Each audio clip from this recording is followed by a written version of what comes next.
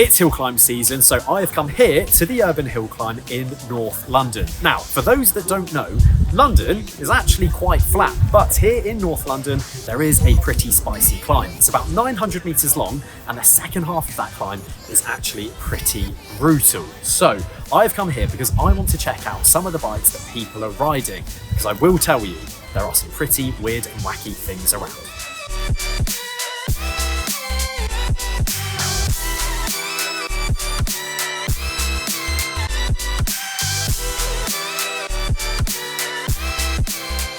Now, first off, we get to this beautiful Litespeed. Now, this was owned by a guy called Izzy, or as he dubbed himself, the Jerusalem Jet. Now, this bike was built by the Gorilla firm, and as you can see, they did not hold back on the specification at all. It's got lightweight wheels, it's got a SRAM red group set, a beautiful titanium frame, a lovely little Chris King headset, and I will tell you, when I picked this thing up, it felt incredibly light.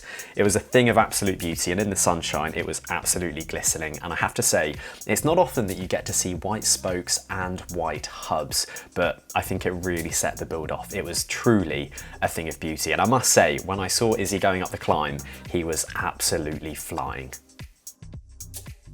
Now, next up, we have quite an interesting looking build, and I could tell that the guy was asked about his bike quite a lot because he was prepped with a little card that he was giving out to everyone, which kind of answers all the big questions. Now, this was a custom design, and it was brought to life off of the back of the 1879 Lawson's Bicyclette, first rear wheel chain driven bicycle, and that is what inspired them to make this bike, and this is called Susan's bike. Now, she created it in the 21st century with a 36-inch front wheel and a 24-inch rear wheel. It has a pinion gearbox and is absolutely decked out with Hope components. And I think one of the most remarkable things about this bike is that kind of steering mechanism at the front. It was really outlandish to see, but I thought the spec choice and the components that were used looked absolutely beautiful. And I won't say this would have been the fastest time up the climb, but it did look very cool, and it's always nice to see something completely outlandish and something that you'd likely never see again. Now, while I was at the start line, I did also spot this absolute hill climb machine. Now, this bike is owned by a guy called Gordon Simpson, and he has not held back on the specification of the bike. It had full Doremo carbon finishing kit, so seat post, stem and bars. It had carbon tie chain rings, but the chain set did still have a power meter. It had a full SRAM red group set, but the mechanical one, because again, that is lighter. It had a carbon seat post. It also had some VeloFlex tyres, which are a pretty popular choice on the hill climb scene because they do save quite a bit of weight. Now, the savings didn't even stop there. He also had some carbon calipers fitted, so he was really going all in on the weight saving gains. I will say though, he could probably still drop a little bit more weight if he wanted to get the hacksaw out and cut off the bottom of his drops. I will also say that he could potentially size down his computer, maybe to an Edge 130, and save a little bit of weight there too. But I think as hill climb builds go, this is pretty cool.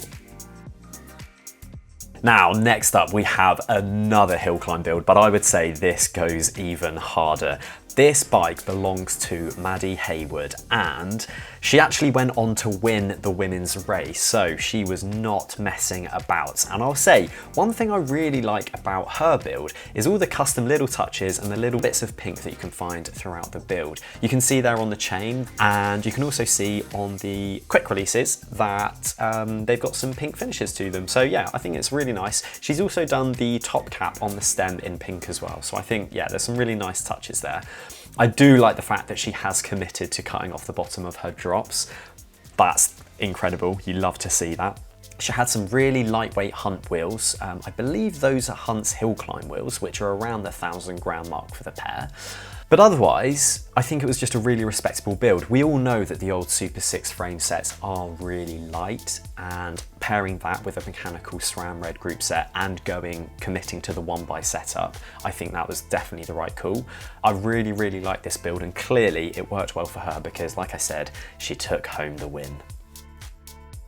Now last up we have a classic old steel bike, and it had the name Guv'Nor on the top tube. Now I don't know too much about bikes of this age, but I love the fact that a guy rode this up the hill climb in full traditional dress. I think this bike looked absolutely beautiful with that Brook saddle, the white tyres, the bottle on the bars, and even a little bell. The thing I really enjoyed about this bike though is that it still maintained a little cat-eye computer, just showing that some modern innovations are still helpful. But yes, this had a Sturmey Archer gear, and it also had drum brakes on the front. A really beautiful build, and it was in immaculate condition, and yeah, what a thing to see. It's not often that you get to see a bike like that rolling around. Well, those were all of my favourites from the bikes at the Urban Hill Climb. I really enjoyed the day, and it was a fantastic event put on by the London Cycling Campaign. If you can ever get down there, then I would highly recommend it. But let me know down below, which was your favourite build?